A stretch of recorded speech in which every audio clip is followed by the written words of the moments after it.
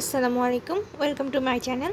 আজকে আমরা 20টি গুরুত্বপূর্ণ প্রশ্ন সলভ করব, যেটা বিসিএস সহ বিভিন্ন চাকরির পরীক্ষায় খুব বারবার আসে। তো 1 নম্বর প্রশ্নটি হলো, সদা সত্য কথা বলবে। বাক্যটিতে প্রকাশ পেয়েছে আদেশ। 2 নম্বর প্রশ্ন, অহরহ শব্দটির সন্ধিবিচ্ছেদ কোনটি? উত্তর হবে 3 নম্বর প্রশ্ন, কোনটি বহুব্রীহি সমাস? উত্তর হবে নীলকণ্ঠ। 4 নম্বর প্রশ্ন, কোন বাক্যটি শুদ্ধ? উত্তর হবে নিরক্ষ দেশবাসীকে স্বাক্ষর হতে হবে। 5 নম্বর প্রশ্ন, যে অন্যের লেখা চুরি করে তাকে এক কথায় বলা হয় কুম্ভীলক। 6 নম্বর প্রশ্ন, যিনি বক্তৃতা দানে পটু তাকে এক কথায় কি বলে? উত্তর হবে বাগ্মী।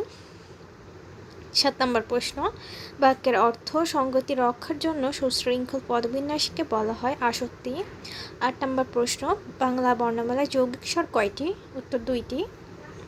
9 নম্বর প্রশ্ন, উরক সমার্থক শব্দ? উত্তর হবে সাপ। 10 নম্বর প্রশ্ন, হাত ভারী বাগধারার অর্থ কৃপণ।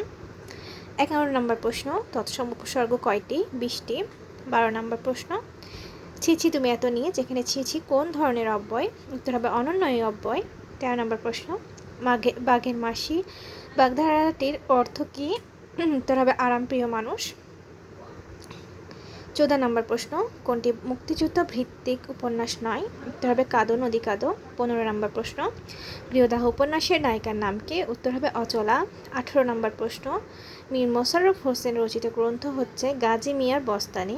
19 নম্বর প্রশ্ন, বঙ্কিমচন্দ্র রচিত প্রথম উপন্যাস কোনটি? উত্তর হবে রাজা Mohan's wife.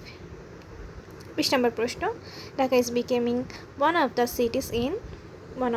Dash cities in Asia. উত্তর হবে বিজিয়েস্ট। তো এই ছিল আমার 20টি